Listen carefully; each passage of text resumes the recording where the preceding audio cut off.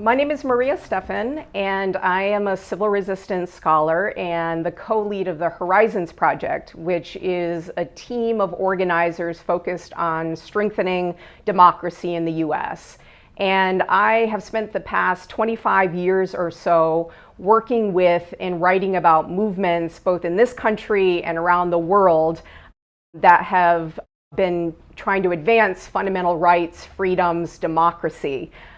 And join forces with scholars like Erica Chenoweth to better understand when and why these movements succeed, which I think is very relevant for our moment in the United States now, where scholars agree that we're facing significant democratic backsliding with kind of the rise of authoritarianism, the attempt to dismantle democratic institutions, the weaponization of the state to go after opponents, undermining civil liberties.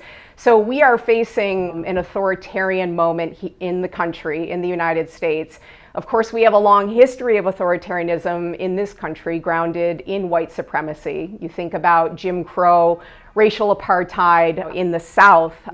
But you also then think about, well, how have we in this country fought back against authoritarianism, and how have people around the world effectively responded? And, you know, the research has indicated a few key things about when and why movements for democracy succeed. And say, I've always been deeply inspired by the iconic movements like the Polish Solidarity movement in the 80s, the movement in Chile that ousted Augusto Pinochet, the anti-apartheid struggle in South Africa, our U.S. civil rights movement, probably our greatest pro-democracy movement in history. So all of these campaigns, and more recently in Ukraine and Serbia, where unarmed people, mobilize and were able to remove autocratic regimes. And so thinking about, well, why? What does it take for these movements to succeed? And, the research that I did with Erica Chenoweth, which culminated in a book years ago, Why Civil Resistance Works, revealed that there are a few key attributes of successful nonviolent movements. And the first is that they're able to sustain mass, diverse participation.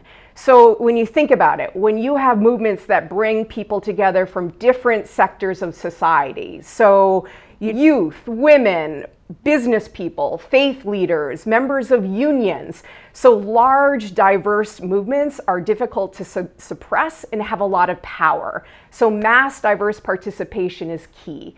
Second, we know that movements that are able to expand the repertoire of nonviolent tactics, so not only the wearing of symbols or going out in the streets and protesting or marching, which have been critical to building unity in movements in this country and around the world.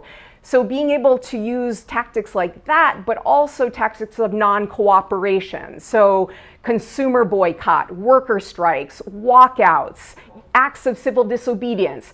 You think about the civil rights movement and the role of non-cooperation. So the lunch counter sit-ins, the disciplined form of resistance that put pressure on business owners in segregated businesses in the South.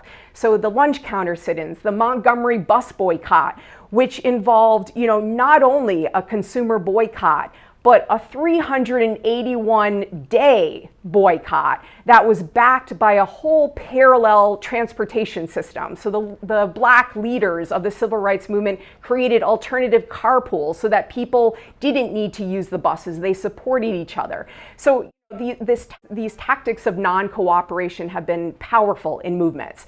So the third is like being able to bring about loyalty shifts and defections in key pillars of support.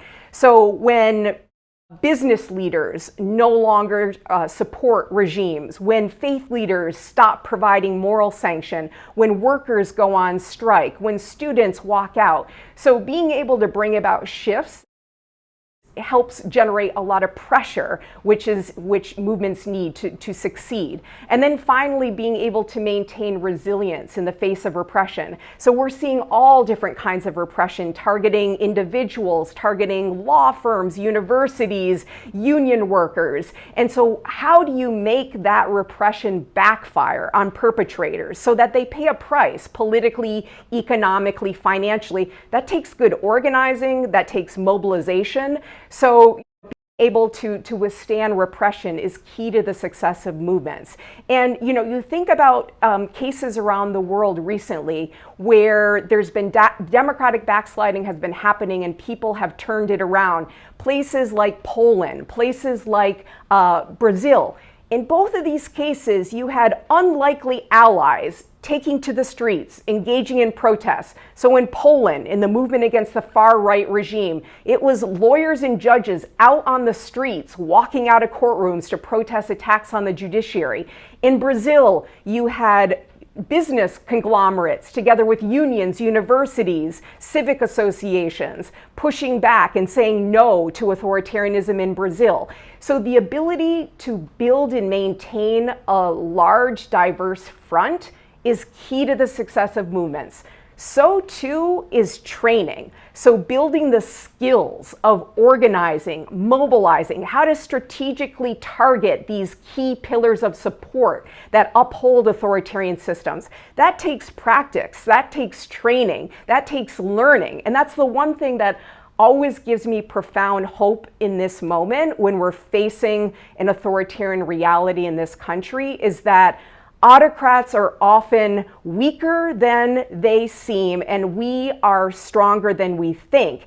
And building the skills of organized civil resistance, non-cooperation, building the largest possible front, we can do that, we can get better at it, and I think this is how we will win.